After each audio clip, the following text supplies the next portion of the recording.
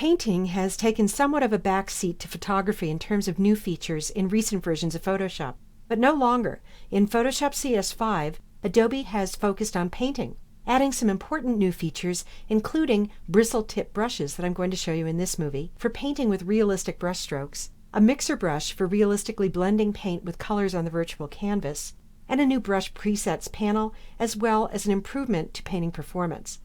I'll tell you right up front that these features are not just for professional painters. You can use me as an example. I can't paint or draw a stick in real life, but even I've found that with just a little practice, I can get a passable painting using the new brush features. Here I've been working with a black and white sketch by artist Jen Predmore, and I've added a little bit of paint to it already. Let's see what else can be done using the new bristle tip brushes in Photoshop CS5. The workflow that I'm going to use here is one I would recommend for anyone who's new to painting in Photoshop. So I'm going to start by switching to the new painting workspace using the new workspace switcher. That opens, among other panels, the new brush presets panel, where you'll find brush presets including the new bristle-tipped brushes, which I'll show you in a moment. I'm going to make a new layer to paint on. I like to use lots of layers when I'm painting in order to get the greatest flexibility. Now I'm going to go over to the toolbox and I'm going to select one of the brush type tools. And that doesn't mean just the brush tool that I'm selecting here. I could choose one of the clone tools or eraser tools or darkroom tools. There are a variety of brush type tools that work with the new bristle tip brushes. And by the way, until I selected a brush, the brush presets weren't available. They were grayed out. So if you see that, that's why. Now I'm going to scroll down in the brush presets panel until I see some of the new bristle tip brushes, and you can recognize those by their special icons. I'll select just one of those. If I hover over any one, I can see its name, and the names are a little hard to remember. If you'd like to change the name of any brush, you can do that by right-clicking on that brush preset and choosing Rename Brush. Notice when I chose that brush that I got this display representing what the brush looks like as it's currently configured. This brush preview will reflect changes that you can make to the various qualities of bristle tip brushes, like the stiffness of the bristles or the length of the bristles, as I'm going to show you how to do in a moment in the brush panel. Also, if you're painting with a compatible stylus pen and tablet rather than a mouse, this preview will show you how the bristles in a bristle tip brush change shape as you vary pen pressure. And it will also show you the angle of the brush in 3D space as you vary the angle of your pen. Right now I'm working with a mouse and not with a pen, so you won't see that here. This preview display can be moved if it's in the way, so you can just click on its grabber and drag it. You can also make it smaller by clicking this double-pointed arrow, and if you really don't want it there at all, you can click the X to dismiss it. And then if you want to bring it back, you can go to the bottom of the Brush Presets panel or the Brush panel and click this icon to toggle it back on. And I'm going to make it a little bigger too so you can see it.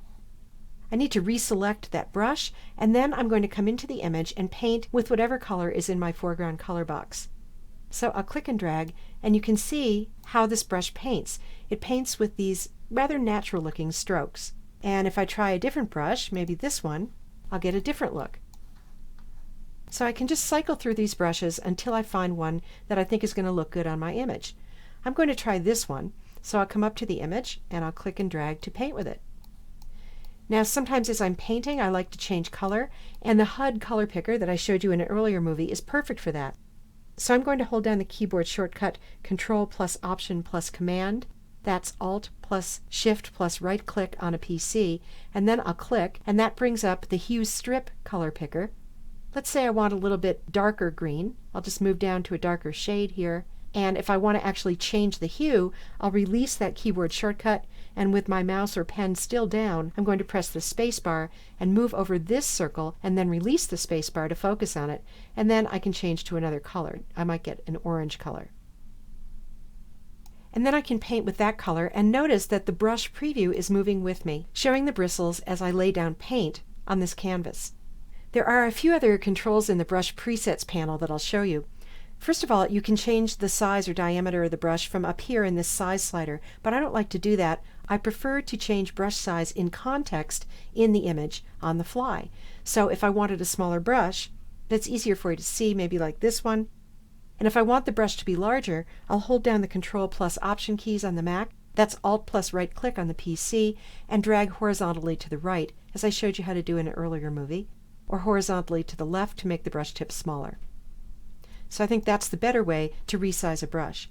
Also here at the bottom is a button that will open the Preset Manager, which is another way to view preset brushes. And here is an icon for creating a new brush preset, although I prefer to create new brush presets in the brush panel after I've already customized a brush. There's also a panel menu, and this contains the same commands that were in the brush panel menu in the last version of Photoshop. So some of the important commands here are reset brushes, which you can use to reset the current set of brushes to their default settings.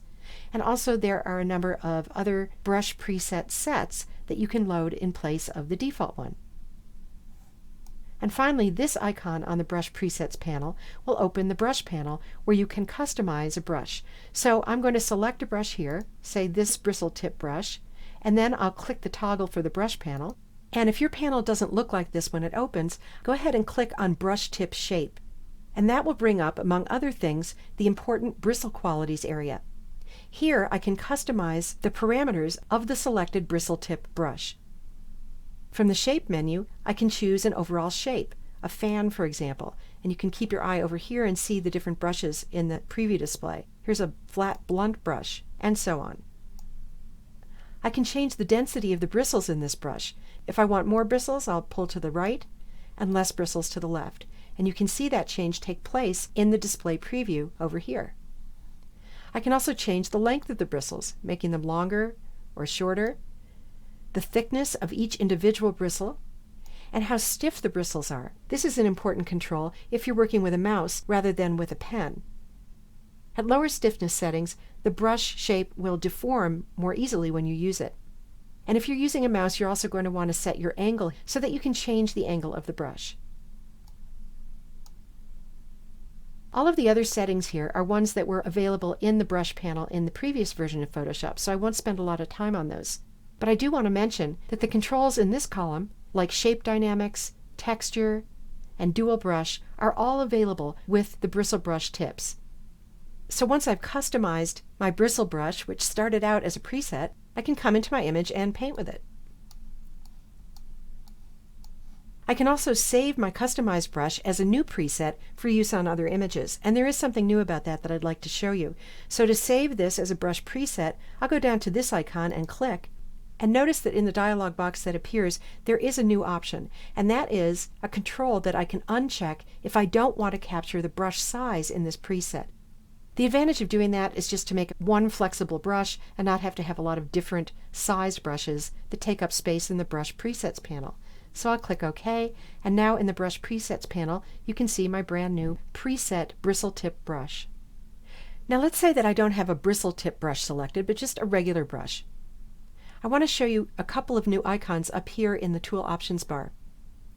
If this option and this option are available, as they will be when you're painting with a regular brush, and if you're painting with a stylus pen and tablet, you can set the tablet to control the brush size from this icon, and the brush opacity from this icon, overriding any size or opacity settings in the brush panel. So those controls are now more discoverable because they're right up here in the Brush Tool Options bar. I think the new bristle tip brushes that I covered in this movie are really exciting because they open up possibilities for creating natural painterly strokes and realistic looking paintings, either from scratch or by painting on an existing image or even a photograph. And the bristle tip brushes are really exciting when they're used with the new mixer brush, which I'll show you in another movie in this chapter.